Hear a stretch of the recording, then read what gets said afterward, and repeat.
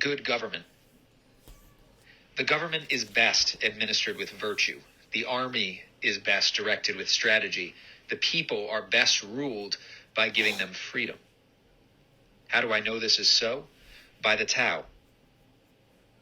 The more restrictions are enacted, the poorer the people become. The more soldiers patrol the streets, the more disorderly the city becomes. The more officials are crafty and cunning, the harder the people are to control. The more laws and orders are issued, the more thieves and robbers abound. The wise ruler says, if I practice restraint, the people will reform themselves. If I love peace, the people will become peaceful. If I am not greedy, the people will become prosperous. If I practice simplicity, the people will remain simple.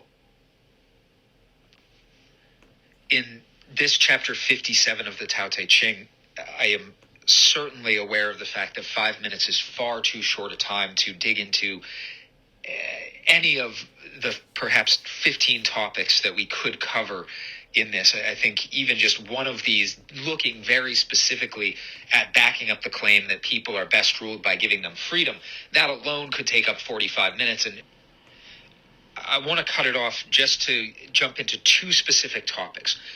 One is a very interesting claim that this chapter makes, which says, how do I know that this is so?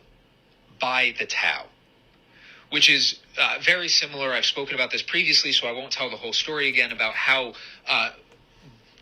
Buddha demonstrated enlightenment to the ascetics and brought them along into enlightenment.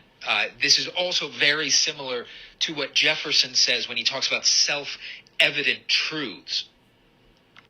In other words, the burden of proof to say that each person does not have certain unalienable rights, to say that people are not best ruled by giving them freedom, the burden of proof is on those who would disagree. Because it is inherent to the human experience that human beings have value. It is inherent to the experience of living that freedom is beneficial. And it probably begs the question, which is my second point, of asking whether or not you can give someone freedom in the first place. Freedom is a natural state of being. We can be interreliant. We can have shared interests and goals and projects that we work together on. But at no point is a human being to be made a slave. At no point is a human being to be made lesser to the will of someone else. At no point does someone not have the human right to their own life.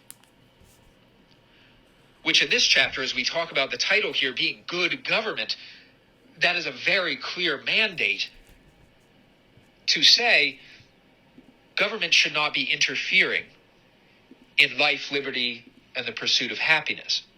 It's interesting, and I'll point this out again, that Jefferson at no point was exposed to the Tao Te Ching. At no point was this text available in a language that he had access to. It was a different time. So it's fascinating that they arrive at the exact same point. It's fascinating that they arrive at the exact same conclusion. And I do believe that there is an opportunity here for us in 2023 to evaluate this text in the context of what Jefferson brought to the table, to what Adam Smith brought to the table, to what each of the different choices that we have at our disposal. We, as the living, as those who are the governed, as those who have the right to life, who have life itself, and as a result have certain unalienable rights,